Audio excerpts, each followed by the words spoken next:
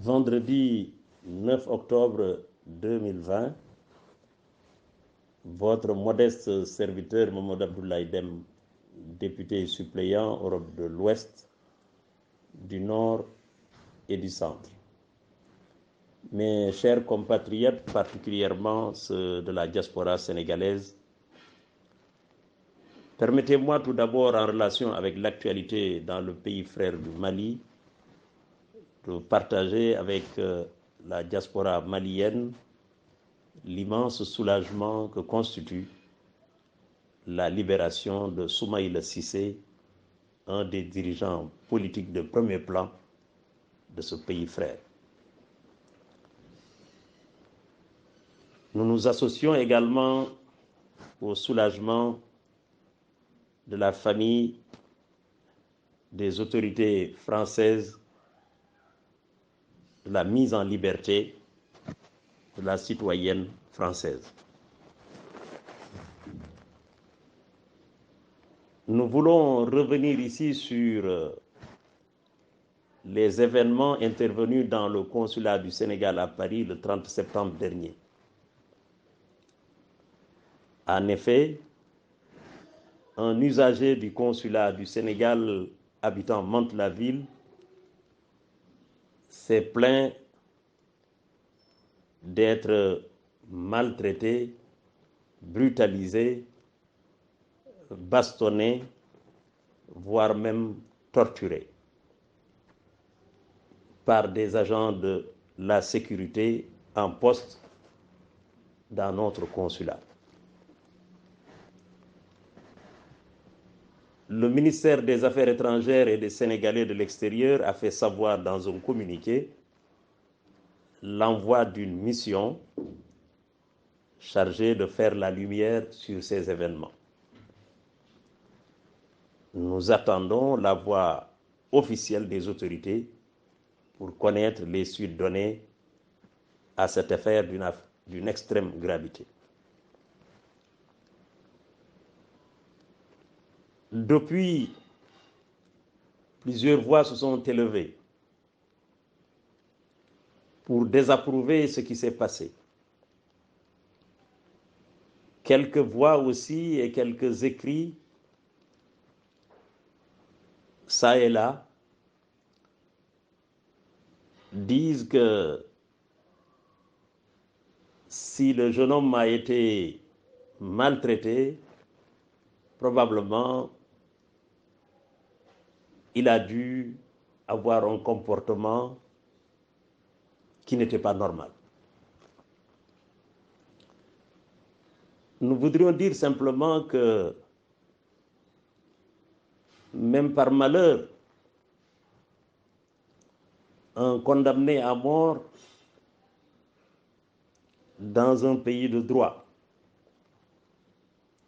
entre sa cellule et le lieu d'exécution, il ne peut être bastonné, torturé, parce que ça ne figure nullement sur l'acte de jugement. Nous devons pouvoir, dans un esprit serein, résoudre les problèmes entre nous, usagers du consulat, qui devons évidemment reconnaissance et respect à l'égard des agents en poste qui viennent servir notre pays et servir la communauté sénégalaise à travers le monde. Ces mêmes agents et ces mêmes fonctionnaires de la République doivent continuer à avoir la préoccupation de servir leur pays et de servir les Sénégalais dans la diaspora. Pas de lever la main sur nos compatriotes.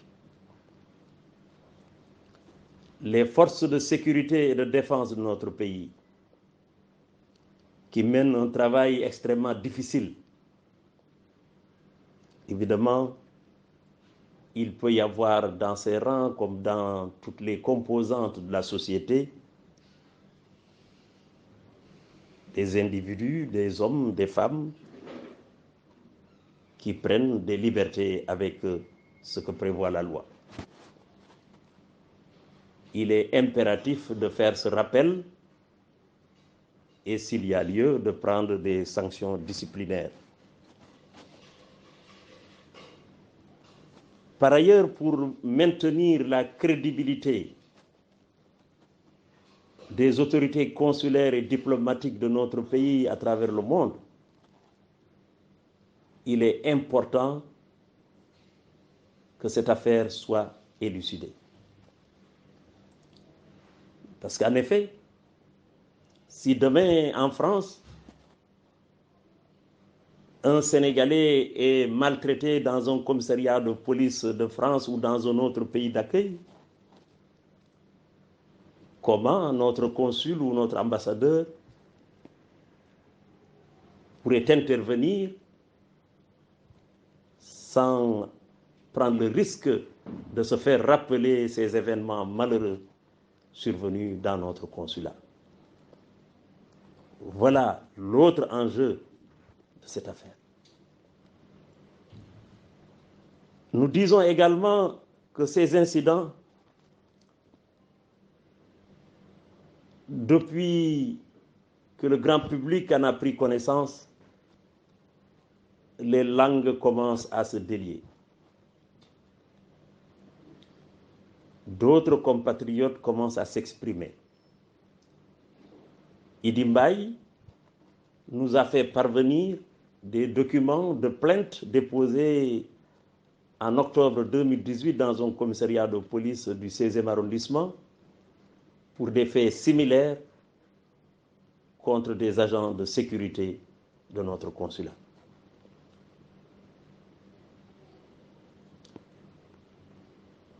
Nous disons également que ce qui s'est produit,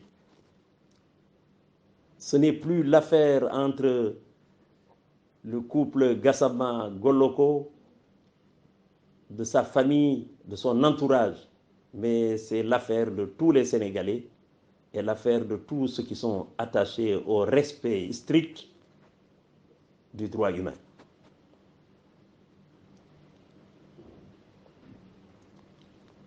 Nous devons continuer à venir dans nos consulats en gardant toujours la certitude d'être bien reçus, bien traités et les problèmes que nous posons solutionnés. Je vous remercie.